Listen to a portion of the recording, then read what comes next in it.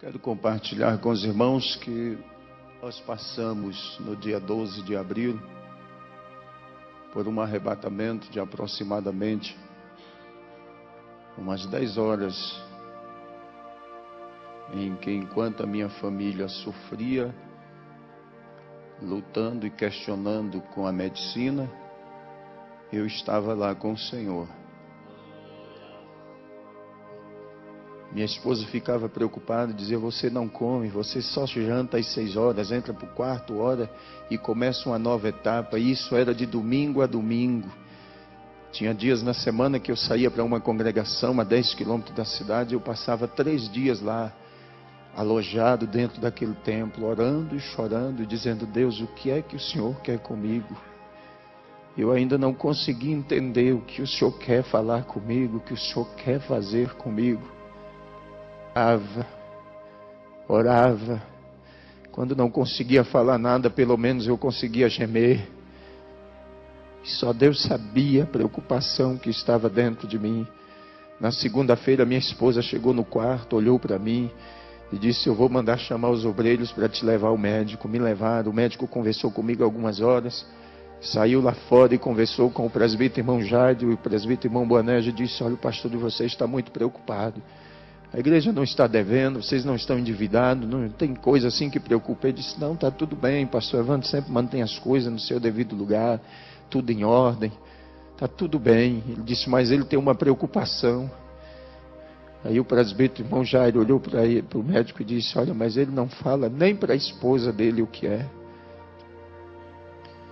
Ele voltou e disse: olha, amanhã o senhor retorna comigo, eu vou fazer um eletro do seu coração, fazer alguns exames e ver como que está a tua saúde. Fez todos os exames e disse: está tudo bem, o senhor não tem nada. Mas na quarta-feira, na terça-feira à noite ainda, era 5 horas da tarde, eu liguei para o copastor da igreja e disse: avisa pastor Fagundes para ministrar a palavra, porque eu não vou ao culto esta noite. Mas quando foi 6 horas que eu entrei para o quarto, esperando às 6:30, que eu fui entregar o meu jejum ao Senhor, o meu sacrifício, para tomar um banho, o Senhor disse: tu vais à minha casa, e tu has de exortar os meus filhos à pureza do corpo e à santidade da alma e do espírito. Eu disse: Senhor, mas eu não estou aguentando. Ele disse: a minha graça é o que te basta. E eu entrei para o banheiro, tomei um banho, já saí do quarto de terno. A minha esposa resolveu e a igreja disse: vamos, arruma as crianças. Fomos ao culto. Comecei a ministrar às 8 horas. Quando nós conseguimos sossegar, que Deus encerrou de me usar naquela noite, já era 11:30 da noite novamente. Quando terminou o culto, os irmãos saíam me cumprimentando e dizendo: pastor, parece que Jesus já vai arrebatar a igreja. Os nossos cultos estão sendo uma bênção, nós não temos nem vontade de voltar para casa. E eu fui para casa aquela noite, falei: Senhor, me deixa descansar, porque eu não estou aguentando mais. Mas ele disse: não, tu precisa orar ainda esta noite. Fui eu para o joelho, mais uma vez orei no quarto dos meus filhos. Pedi ao Senhor que os guardasse, que os protegesse. Orei durante toda a noite. Quarta-feira eu passei o dia de cama. Sentia muitas dores, muito cansaço. Me levaram ao médico novamente à tarde. Chegou lá e ele disse: pastor, me diz uma coisa que eu esqueci de lhe perguntar segunda-feira. O senhor está dormindo? Eu disse para ele: não. Eu passo dia e noite acordado. Ele disse: eu vou passar um remédio de tarjeta preta, de 450 miligramas para o senhor dormir. Quando eu cheguei em casa com aquela caixa de remédio, que a minha esposa pegou na mão, ela olhou e disse: você não é nenhum doente. Você não vai tomar um comprimido deste. Eu disse: então guarda este negócio. Fui à reunião com os obreiros à noite. Exortei a eles, como eu ouvi o pastor falar aqui esta noite, que exortasse aos irmãos nas congregações a manter a pureza da doutrina, os costumes. Nós somos a Assembleia de Deus, para não deixarmos como alguns que infelizmente já abriram as portas, soltaram as redes. Eles estão contando mais com os números do que com as qualidades. estão contando mais com os valores financeiros do que com as qualidades de crentes. Mas nós precisamos, como obreiros, meus amados, sentir aquilo que Paulo sentia.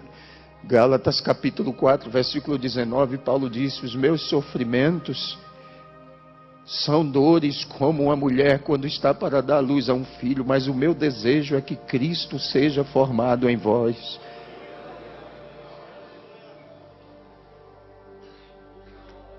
Terminou a reunião, lá eu tenho um ancião, um presbítero por nome Antônio Moreira. Ele me abraçou chorando e disse: pastor, por que o senhor não diz o que está acontecendo? E eu abracei ele e disse: depois o senhor vai saber, não se preocupe não. Fui para casa, pedi: Senhor, me deixa dormir. Ele disse: não, esta é a última noite que tu vais passar em oração. Eu comecei a orar. 4 horas da manhã eu não aguentava mais, minha cabeça doía muito. Eu pedi: Senhor, me deixa dormir. Eu fui para minha cama, deitei e dormi aquele sono tão profundo. Mas às 6h30 minha esposa me chamou e disse: está na hora de levantar. Eu disse para ela: eu não vou levantar não, minha cabeça está doendo. Ela disse: mas você disse que ia buscar o leite na fazenda do presbítero irmão Gracildo. Eu disse: mas eu não vou não estou bem, minha cabeça dói muito. Ela disse: eu vou levar a Evelyn no colégio, daqui a pouco eu volto. Às 7h20 mais ou menos, 7h15, 7h20, ela retornou, entrou no quarto, deitou do meu lado, olhou para mim e disse: tu te lembras que quando nós casamos, tu me disseste que com 35 anos tu ia partir para a eternidade? Eu disse: lembro. Pois é, tu disseste que era a idade do teu pai. Eu disse: eu me lembro. E ela começou a chorar, e eu disse para ela: você não precisa chorar não, porque eu não vou morrer. Eu só quero lhe pedir uma coisa: quando você sair daqui do quarto, tranca a porta e me deixe sozinho aqui. Hoje eu não quero ver ninguém, não quero falar com ninguém, eu não quero ver nem os nossos filhos. E se possível, eu não quero que nem você entre dentro desse quarto. Ela disse: tudo bem. Beijou o meu rosto, saiu, trancou a porta. Eu fiquei ali deitado, olhando para o teto da casa. E começou a me dar uma agonia. Foi adormecendo o meu lado esquerdo. Eu disse: Senhor, eu vou morrer mesmo.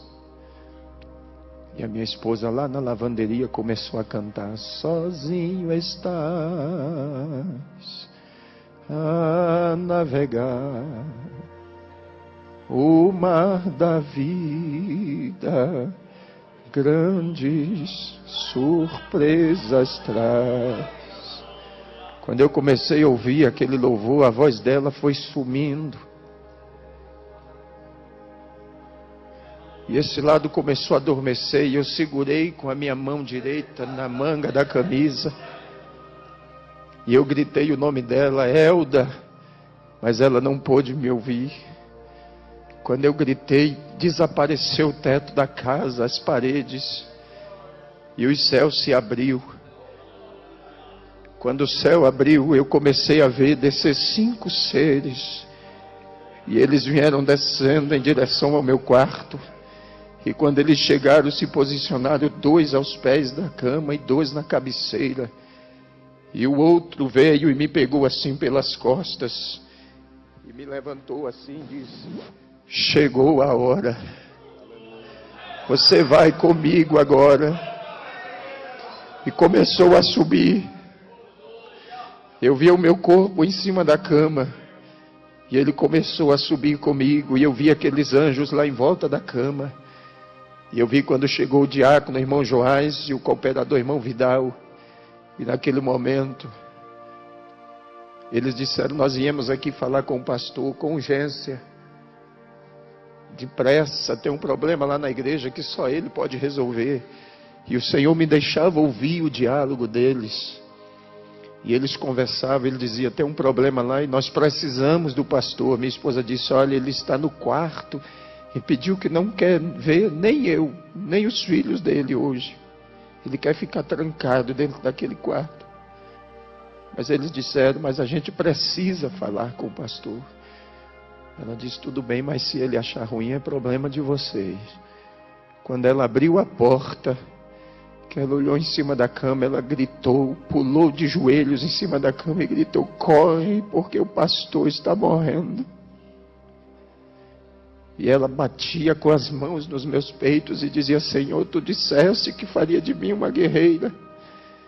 Devolve a vida do meu marido. Devolve a vida do meu pastor. Não deixa ele morrer não. Meus irmãos entraram, começaram a orar e clamavam. Pediam: Senhor, devolve a vida do pastor. Ele não pode morrer.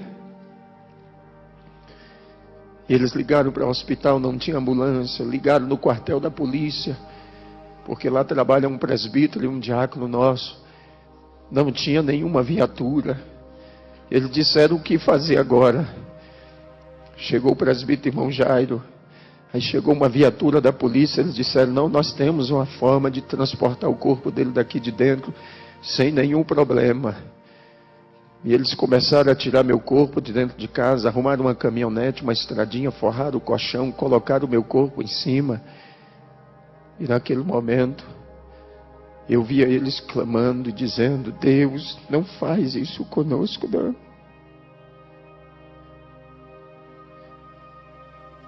E eu olhei e disse: Senhor, por que tu deixaste aqueles anjos lá? Ele disse: eles vão cuidar do teu corpo até tu voltares.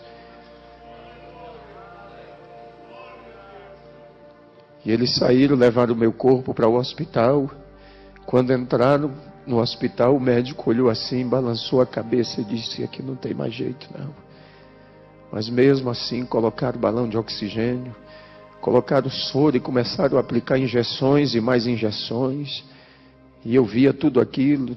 Tiraram do pronto-socorro, levaram para um quarto. E a mãe de uma irmã da nossa igreja, que é secretária da ETAD, é uma enfermeira que trabalha lá. E enquanto isso a notícia se espalhava e os irmãos começaram a se agregar na porta do hospital. Começaram a se agregar os obreiros, pastores, presbíteros. E aquela enfermeira olhou e disse: doutor, esse povo que está aí fora, tudo é da igreja desse pastor. Manda abrir o portão e deixa eles entrar, porque eles dizem que quando para nós não tem mais jeito, para eles tem. E eu vi na hora que ele olhou assim em cima da cama e disse: manda o porteiro abrir o portão e deixa eles entrar. Não tem mais jeito mesmo. Eu só vou mandar para Porto Velho porque a família e eles estão exigindo, mas esse homem não tem mais jeito. E eu vi quando a minha esposa com os meus filhos entraram, os obreiros, e o Senhor disse para mim assim: agora basta, você não precisa ver mais nada, sobe comigo. E começou a subir, foi subindo, subindo. Quando chegou nas esferas espirituais, havia uma porta muito grande. Ele disse: vês tu esta porta? Eu disse: vejo. Fiquei olhando aquela porta. Ele disse: eu já arrebatei a muitos, mas tu terás o privilégio. Esta porta aqui é a porta que dá acesso à sala das bodas do Cordeiro. A porta abriu e ele começou a entrar comigo e caminhar. No centro daquela sala havia uma mesa muito extensa, parecia não ter fim, e muitas cadeiras arrumadas em volta dela. E o que eu achei mais interessante é que os irmãos que já partiram para a eternidade estavam sentados lá, lado a lado, como os irmãos estão aqui. Ladeado um ao outro. Havia uma paz, uma tranquilidade, um sossego naquele lugar. E ele foi caminhando comigo, caminhando. Eu posso descrever alguns irmãos, como alguns obreiros que trabalharam comigo e eu sepultei eles. Mas posso fazer menção do pastor Bernardo Jones, pastor Eurico Bergs, Daniel Berg Gunaving, que eu conheci por foto, mas pude vê-los lá. Eu poderia descrever muitos irmãos que eu vi lá. Mas chegou um dado momento da caminhada que ele parou. E um daqueles seres que estava sentado ficou em pé, olhou para mim e disse: a última vez que eu te vi, tu eras uma criança. E eu fiquei olhando. E a minha mãe tinha uma dúvida acerca do meu pai. Porque quando ele partiu para a eternidade, ele tinha 2 meses que tinha reconciliado. E quando aquele ser ficou em pé, o Senhor disse para mim: este aí é o teu pai. Está aqui comigo. Tua mãe, teus irmãos e você ficavam pensando, mas ele está aqui. E continuou caminhando comigo. Meus amados, parecia uma caminhada que não teria fim mais. Aquela mesa era muito extensa, muito longa. Mas quando chegamos no final da mesa, havia um cortinado muito grande. E ele atravessou aquele cortinado comigo. Quando atravessamos aquela cortina, havia uma outra porta. E ele disse: vês tu esta porta também? Eu disse: vejo. Ele disse: esta porta é a porta que dá acesso ao trono do Pai. E eu pedi: então abre, me deixa ver. Ele disse: não pode, ainda não chegou a hora. E quando ele disse isto para mim, ele disse: volta comigo. Quando nós entramos na sala de volta, ele disse: olha para a mesa. E eu olhei e a mesa não tinha nada em cima. Muitas cadeiras vazias. E o Senhor disse: sabe por que aquela porta ainda não pôde ser aberta? Eu disse: não. Isso é porque os outros ainda não chegaram. Eu quero que você olhe para o irmão que está aí do seu lado e diga para ele: falta você lá. A minha e a tua cadeira está lá.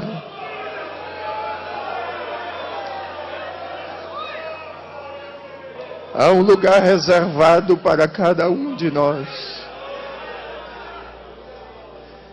Mas naquele momento o Senhor disse para mim: tu precisas voltar. E eu disse: Senhor, eu não quero voltar.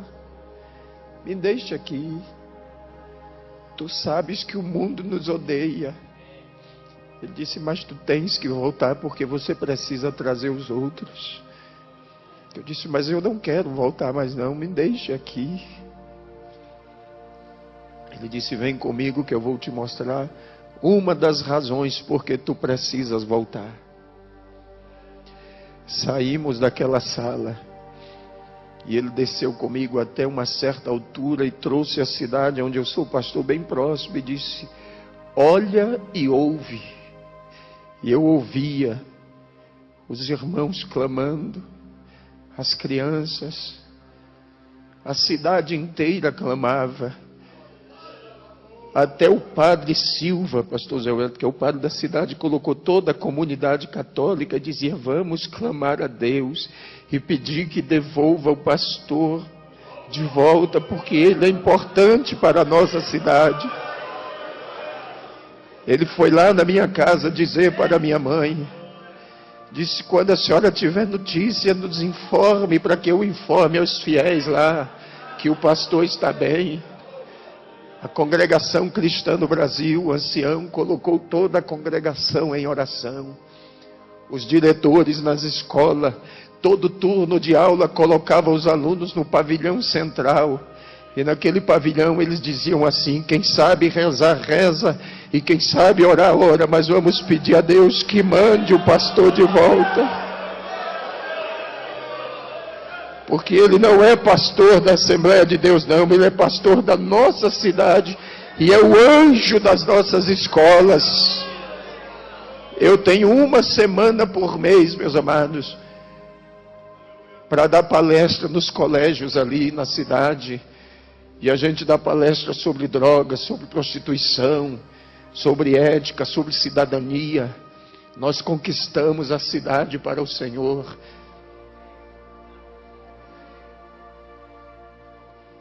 O Senhor disse: tu precisas voltar. E eu ouvia os irmãos clamar e dizia: Senhor, devolve o nosso pastor, porque ele é como um pai para nós. Mesmo ouvindo tudo aquilo, eu ainda disse: Senhor, mas eu não quero voltar mais. Me deixa aqui. Ele disse: tu precisas voltar, ainda tem muita gente que precisa de você. Meus amados, eu tenho 21 anos que estou trabalhando. Eu comecei ainda adolescente no ministério itinerante. Preguei praticamente durante 14 anos viajando pelo Brasil. Mas depois o Senhor me deu uma igreja para pastorear.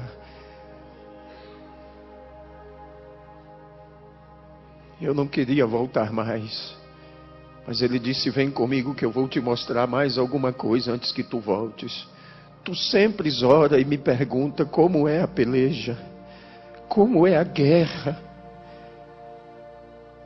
E eu vou te mostrar agora. E o que o Senhor me mostrou, se nós vermos com os olhos humanos, nós enlouquecemos. Mas nós subimos e o Senhor disse: olha para a terra. E eu via os demônios como nuvens de gafanhotos. E havia um brado entre eles dizendo assim: nós temos que parar a igreja. E eles gritavam com ira, com fúria, e diziam: temos que parar a igreja. Nós temos que parar a igreja. E quanto mais eles gritavam, ia aumentando a ira, a fúria. E o Senhor dizia: não pare de olhar, observe. Enquanto eu observava, de repente eu vi carros virando, pessoas sendo dilaceradas, esmagadas, estraçalhadas. E eu vi quando o Senhor baixou a cabeça assim e disse: é por isso que eu não tenho prazer na morte do ímpio, porque como eles não conseguem fazer nada contra a minha igreja, eles destroem os ímpios, matam os ímpios. Você não sabe de quantos livramentos Deus faz com você no decorrer do seu dia a dia. Bem expôs o apóstolo Paulo quando ele disse: por amor a Ele somos expostos à morte o dia todo.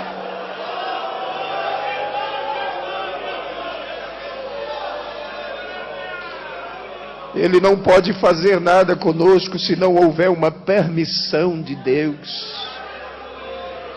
Se acontecer foi porque Deus permitiu, mas para que o nome dele seja glorificado.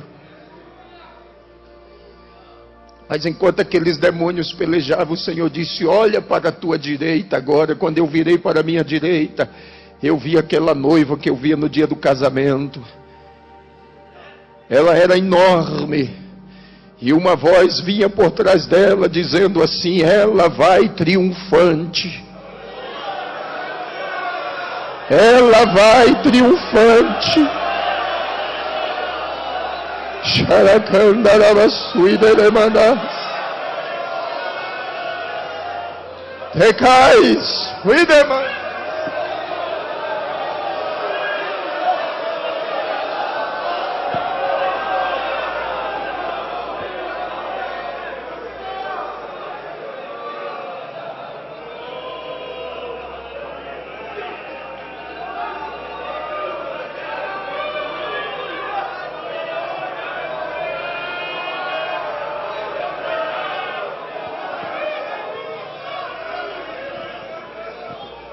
E eu vi aquela noiva caminhando, meus amados. E enquanto ela caminhava, aquelas nuvens de demônio iam se ausentando. As trevas iam desaparecendo. E a voz continuava a bradar dizendo: ela vai triunfante. Se você é a igreja, não há empecilho. Se você é a igreja, não há impedimento. Se você é a igreja, não há quem o detenha. Se você é a igreja, as portas do inferno não prevalecem.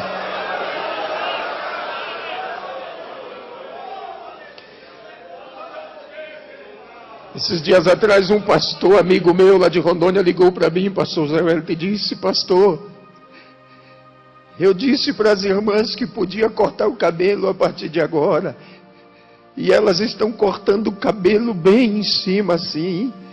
Eu perdi o controle, o que eu faço agora? Eu disse: que é um conselho de pastor e amigo? Ele disse: quero. Faça um ofício para a convenção. Peça ao pastor Nelson para lhe mudar de campo. Eu tenho dó de você e pena daquele que vai assumir o teu lugar para poder colocar essa noiva no lugar de novo.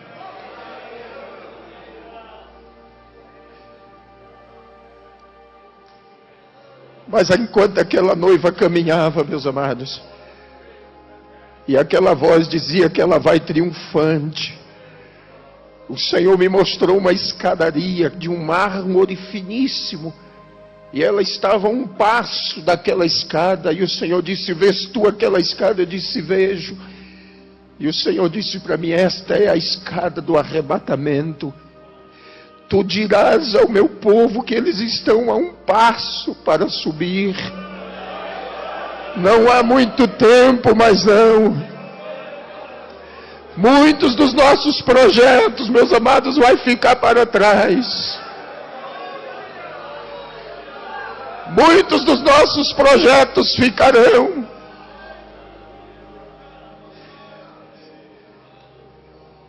Mas o Senhor disse para mim: vem comigo.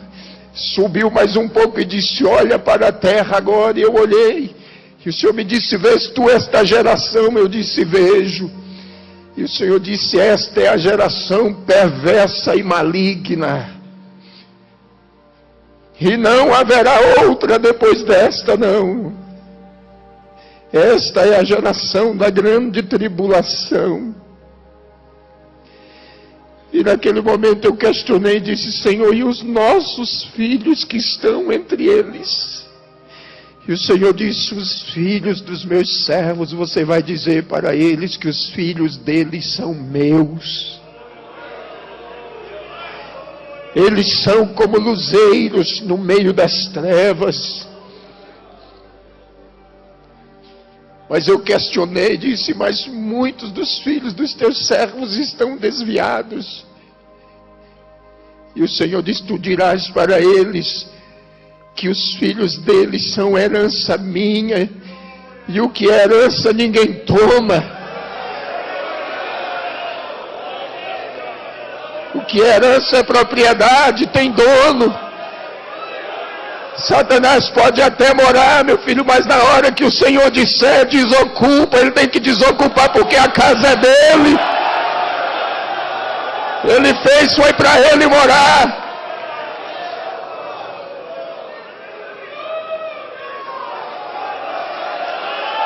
O teu filho é uma herança. É uma joia que ele te confiou. Alguém pode até ter saqueado ele da sua casa e levado embora, mas mesmo lá onde ele está, nas drogas, na prostituição, na criminalidade, você vai dizer: Satanás, Deus me fez lembrar que o meu filho é uma propriedade dele, é uma herança, e tu não vai levar ele para o inferno, não. Pare de se lamentar e adore a Deus. Mas eu continuei questionando. Disse: Senhor, mas muitos dos teus servos estão chorando os filhos que já morreram e que partiram em situação difícil. Mas o Senhor me disse: eles estão aqui comigo. Eles são herança minha. Eu dei tempo a eles no último momento que se lembrassem de tudo. Diga para os meus filhos e os console, porque quando eles chegarem aqui, verão que os filhos deles estão comigo aqui reservados. Talvez você perdeu um filho assim nesta situação e pensa: Deus não é injusto não, meu amado. As nossas lágrimas são colhidas aqui, nos momentos, nas vigílias, nas madrugadas. Há um anjo que colhe as nossas lágrimas em odres de ouro e coloca elas perante o Senhor. E Deus não seria injusto com você, não.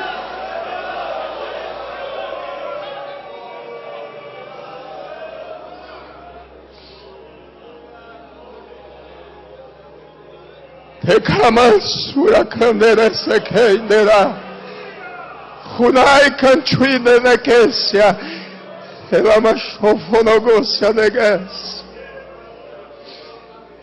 Naquele momento eu disse: Senhor, tu sabes que eu estava de malas prontas para ir à convenção.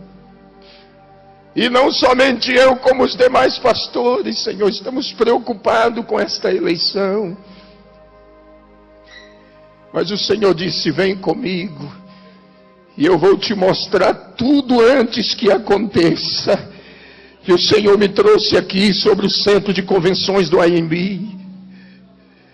Eu vi as tendas armadas, a multidão que entrava e saía, gente de todo tipo.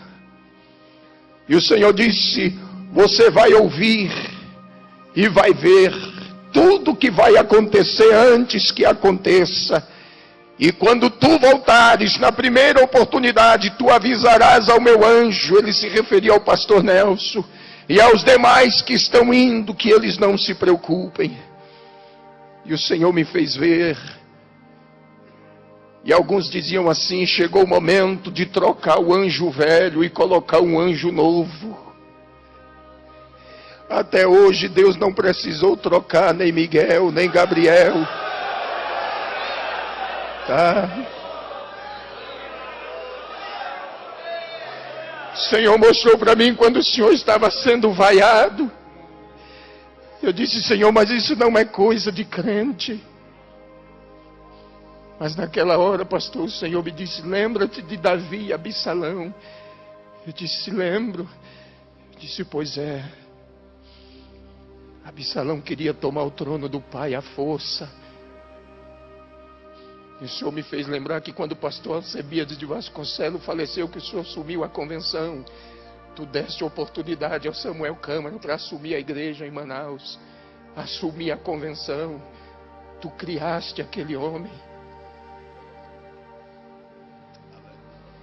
E o Senhor disse para mim: tu sabes que Absalão morreu pendurado pelas tranças e transpassado. E eu vou tratar duramente com Samuel Câmara e com aqueles que se aliaram a ele. E naquela hora, pastor Zé Wellington, eu disse: Senhor, tenha misericórdia. O Senhor disse: tenho misericórdia de quem me apraz em ter. O momento agora não é de misericórdia, não. O momento agora é o momento da minha igreja. O que está em jogo é a minha igreja. É o nosso tempo, é a nossa hora. É o tempo da igreja, meus amados. Tem muita gente querendo arrancar os marcos que foram fincados há quase 100 anos atrás. São 96 anos de marcos fincados. E não seria agora que Deus nos faria descer à sepultura. E o Senhor disse para mim: será um marco histórico. E tu dirás aos meus servos. E disse para mim: pastor José Wellington é um homem segundo o meu coração. Eu o escolhi. Fui eu. Mas a gente via como o senhor esteve lá em Porto Velho na nossa reunião. Eu estava lá. Nós víamos o desânimo no rosto dos nossos pastores em Rondônia. O senhor esteve lá, o senhor viu isso. A tristeza do coração do pastor Nelson. O desânimo. Mas quando o Senhor disse para mim: José Wellington já está reeleito. Eu disse: Senhor, é impossível. Ele disse: é impossível aos homens, mas para mim não.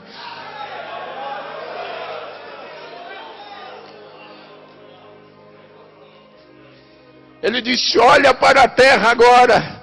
E naquele momento uma chuva começou a cair.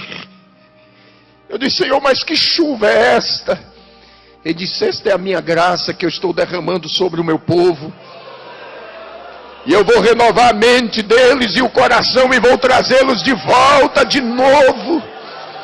Eu vou trazê-los de volta ao princípio, ao começo. Chega de lamento, meus amados, de ficarmos reclamando. O Senhor mandou eu dizer por onde eu passar que agora chegou o tempo da igreja. É o nosso tempo, é a nossa hora. É o nosso momento. Temos que triunfar. Temos que ocupar o nosso espaço.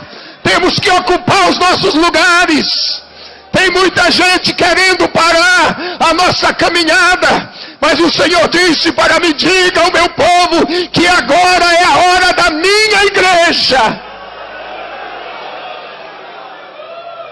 É o nosso tempo. E aquela chuva ia se derramando.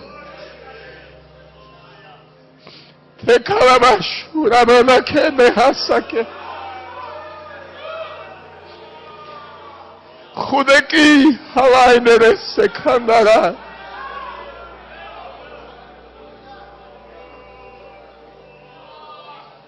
O Senhor disse: vamos voltar. Voltamos quando chegamos em Rondônia. O Senhor parou comigo sobre o nosso centro de convenções em Cacoal e aquele prédio ardia em chamas.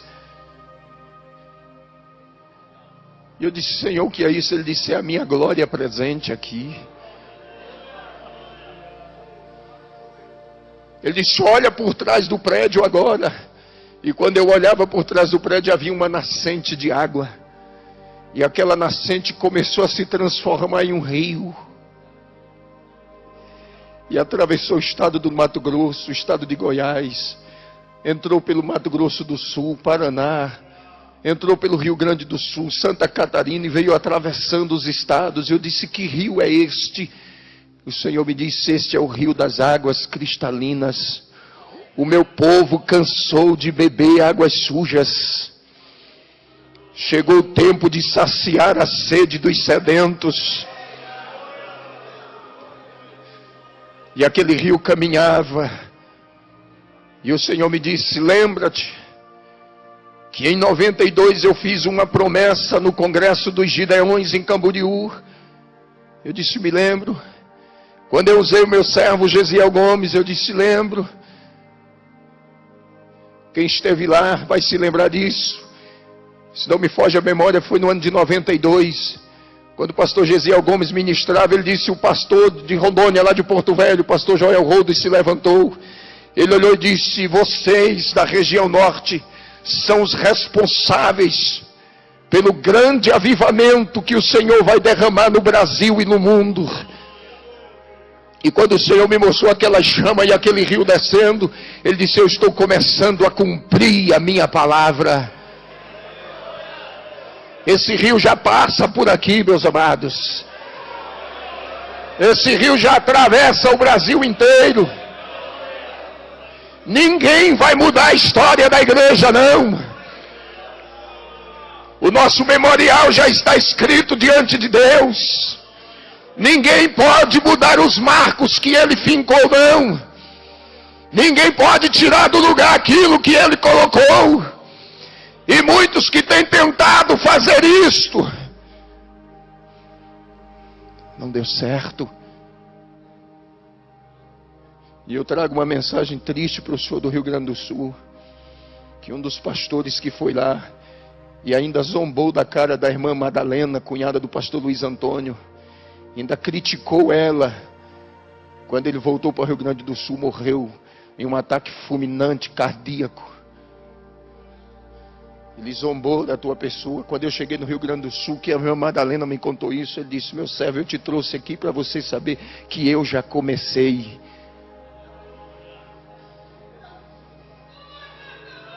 Nosso Deus é fiel. Essa igreja não pertence a nenhum de nós, não, meus amados. Nós somos mordomos. Nós somos mordomos dela. Estamos aqui para cuidar dela. Pedro disse: é como quem vai ter que dar conta dela diante dele. E tem gente que está cuidando como se fosse uma propriedade, uma empresa dele. Está faltando com isso aqui, ó.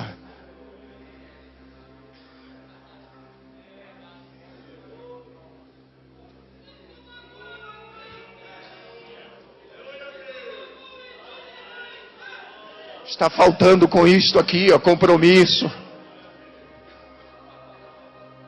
Um dia eu estava orando e queria entender o que era o ministério pastoral. E quando eu cheguei em Efésios capítulo 4, estudei muito, fiz teologia, aprendemos tanta coisa, mas um dia eu estava orando e o Senhor disse para mim, eu estava naquela iminência de entregar a igreja para a convenção, e naquela ocasião o Senhor disse para mim: por uma acaso eu te dei alguma igreja? Eu disse: não. Disse: mas eu dei você para ela, você é dela. Você entendeu? Eu dei-os, Ele deu para a igreja. Ele deu você. Nós não temos igreja não, meus amados.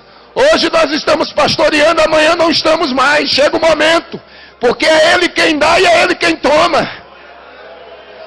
E aí o Senhor disse, leia lá que você vai descobrir que você não é dono dela. Eu não dei ela para você não, mas eu dei você para ela e é ela quem cuida de você. É ela quem te veste, é ela quem te calça, é ela quem te cerca com orações, é ela quem te cerca com jejum, com lágrimas, é ela. Então por que tu estás dizendo que vai entregar uma coisa que tu não tem? E se você está aqui esta noite, talvez dizendo, só vou trabalhar mais este ano, vou entregar o setor, vou entregar o campo, você não tem igreja, mas ela tem você. Ela te tem, ela te possui. E o Senhor me fez entender isto. Ele disse, eu dei você para a igreja. Você é uma propriedade dela. Agora só tem uma coisa, você tem que cuidar dela também. Cuide. Chegou o momento que eu tive que voltar, mas eu questionava, não me deixa voltar não. Porque lá é muito especial.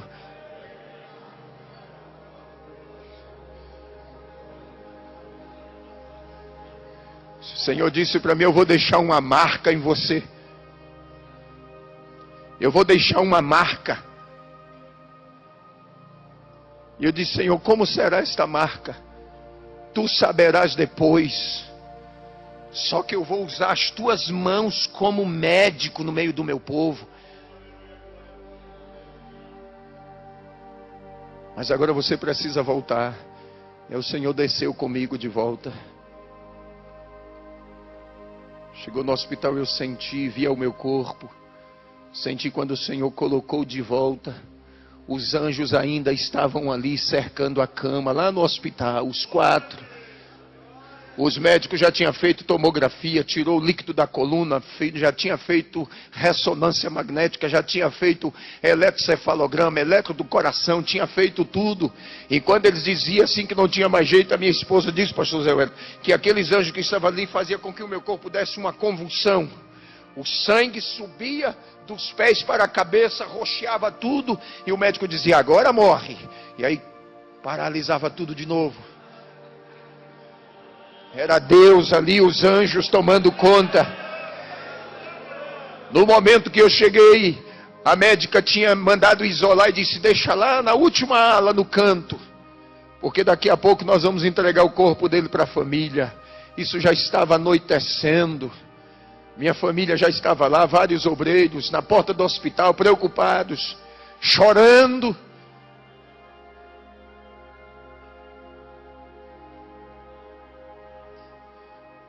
E quando eu voltei, a médica já tinha ido embora, já tinha entrado outro médico de plantão. Quando eu voltei, ele chegou perto de mim, olhou e disse, está tudo bem? Eu disse, estou bem. Ele disse, manda chamar a família dele. Minha mãe entrou, segurou na minha mão, chorando. Eu olhei para ela e disse, eu não queria voltar mais.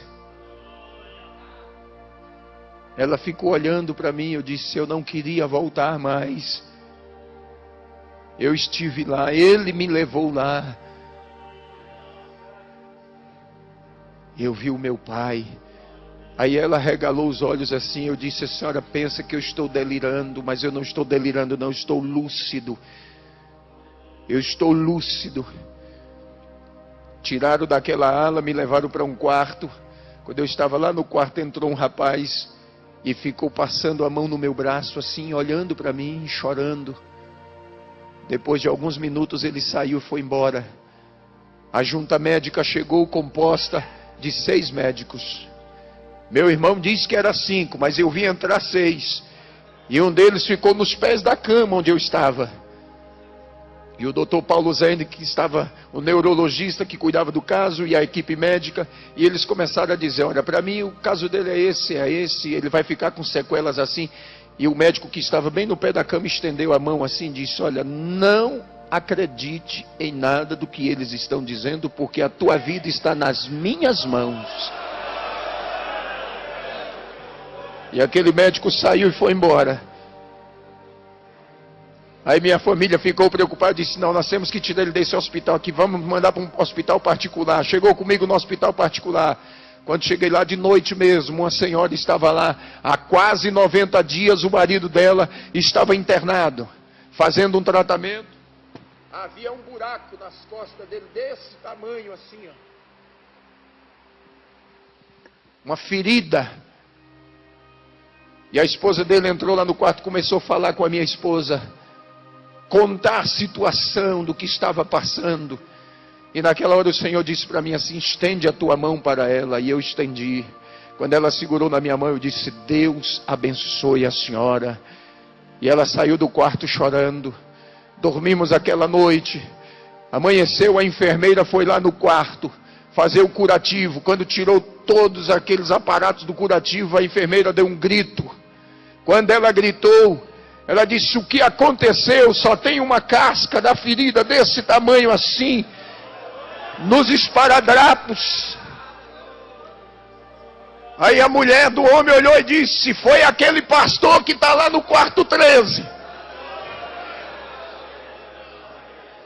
Ele me abençoou ontem, eu trouxe a bênção e Jesus curou meu marido. Saiu correndo, deixou a enfermeira, invadiu o meu quarto às pressas, sentou na beira da minha cama e disse, muito obrigado. Eu disse, o que foi que aconteceu? Eu disse, o Senhor me abençoou ontem e Jesus curou meu marido. A ferida fechou. Os médicos já tinham desenganado ele. A ferida fechou. E quando eu sair daqui com meu marido, eu vou direto para a igreja me reconciliar. E vou dizer que Deus é maravilhoso. Naquele dia, Jesus salvou 12 enfermeiras naquele hospital. Uma entrava e a outra saía e Deus me dava a palavra e eu transmitia e elas se ajoelhavam na beira da cama. E eu orava ali com aquele soro no braço, injeções e mais injeções, e Deus me usando ali.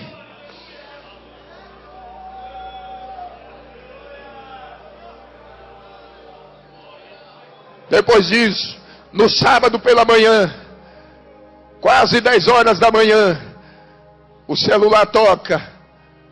Pastor Geraldo Barbosa, tesoureiro da nossa convenção em Rondônia, de viagem para São Paulo, para a convenção geral, ligou e disse, irmã Elda, como é que está o pastor Evandro? Ela disse, está bem. Posso falar com ele? Pode. E aí ele me deu, minha esposa me deu o telefone, e disse, Pai do Senhor, meu filho, estás bem? Eu disse, estou melhor agora. Agora que eu estou bem mesmo. Aí ele disse, eu precisava muito falar com você. Eu disse, não, meu senhor não precisa falar comigo, eu que preciso falar. Você está indo para a convenção, o pastor Nelson está no ônibus. Ele disse, não, ele decidiu, vai de avião. Eu tenho uma mensagem de Deus, coloca o teu celular no Viva Voz, para os irmãos que estão com você aí, os pastores no ônibus. Ele disse, já coloquei. Eu disse, me escute. O que eu passei não foi uma crise de enfermidade. Eu não estou doente. O Senhor me arrebatou. Ele me levou até São Paulo, ao centro de convenções, aonde vocês estão indo. E me mostrou tudo que o pastor José Wellington vai passar lá. Toda a dificuldade. Mas o Senhor mandou eu dizer para vocês que o pastor José Wellington é um homem segundo o coração dele, para vocês não temerem, porque ele já está reeleito. O Espírito de Deus tomou os irmãos dentro daquele ônibus. Eles foram renovados, se alegraram. Mas quando eles chegaram lá na segunda-feira, o pastor Geraldo me ligou triste e disse, pastor Evandro, o que Jesus falou com o senhor não é verdade não. O coração esfriou, a fé desanimou, e eles pararam. Mas quando ele me ligou, eu disse, a convenção está começando, meu filho. O resultado vem no final. E quando você tiver o resultado, ligue para mim. Quando ele teve o resultado na sexta-feira, foi na sexta-feira à noite. Quando saiu o resultado, ele ligou e disse, pastor Evandro, eu disse, que foi? Ele disse: é verdade. Falei: é verdade o quê? O nosso chefe foi reeleito. Eu comecei a falar em línguas estranhas lá de Rondônia e ele aqui em São Paulo. Eu lá em Rondônia, ele aqui em São Paulo. Minha esposa disse: para, porque senão você vai dar uma crise. Eu disse: que dá crise coisa nenhuma. Para crente não existe crise não. Enquanto o mundo grita que está em crise, a igreja grita que está em Cristo. Para a igreja não existe crise econômica, não existe crise social, não existe crise moral, não existe crise política. A igreja sempre está gritando: nós estamos em Cristo. Para nós não existe crise, existe Cristo. E eu estou feliz de ter vindo aqui esta noite, de ter estado ontem, porque o Senhor disse que me traria aqui, pastor Zé Wellington. E o Senhor levou o pastor Luiz Antônio para pregar numa festa, numa cidade vizinha nossa. E quando ele soube do que tinha acontecido, ele disse: Rio Grande do Sul precisa saber disso, moço. E eu vou te levar lá. E quando ele disse que me levaria lá, eu disse para ele: eu tenho um grande desejo no meu coração e eu preciso estar com o pastor José Wellington. Ele disse: eu já faço a tua agenda, do Rio Grande do Sul tu voa para São Paulo. Está de acordo assim? Eu disse: amém. Passei uma semana no Rio Grande do Sul. E se vocês ligarem lá, vocês vão ouvir da boca do pastor Luiz Antônio e dos irmãos lá quantos milagres Jesus fez. Preguei durante toda a semana. Nós saíamos do culto 1h30 da manhã. Jesus curando, surdo, mudo, cego. Fez coisas extraordinárias. E o Senhor está cumprindo o que Ele falou.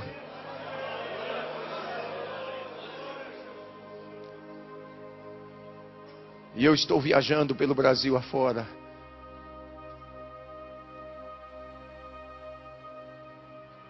Só que já por 3 vezes o Senhor disse para mim: tenha pressa, porque tu vais ficar por pouco tempo na terra. Eu já chamei minha esposa e consolei o coração dela. Já falei com os meus filhos e falei com a igreja da qual eu sou pastor. Eu disse: os meus dias aqui na terra serão poucos. Mas esses poucos dias que eu tenho, eu quero fazer a vontade dEle. Eu só quero contar com as vossas orações. Eu sei que muitas lutas virão, muitas dificuldades, mas eu tenho uma certeza que aquele que me chamou me capacitou. E se Ele me capacitou, Ele há de me sustentar.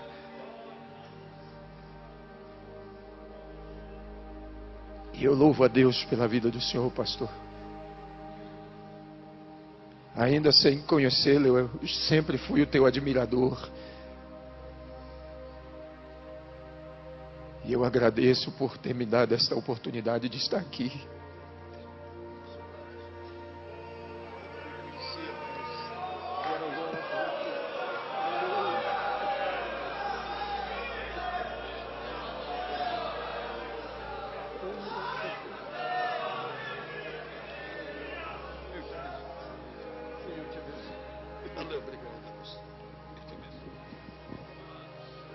Aleluia.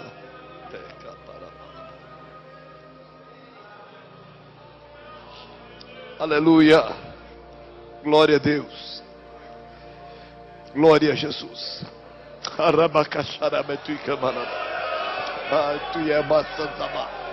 Aleluia. Glória a Deus. Deus ainda fala. Deus ainda revela.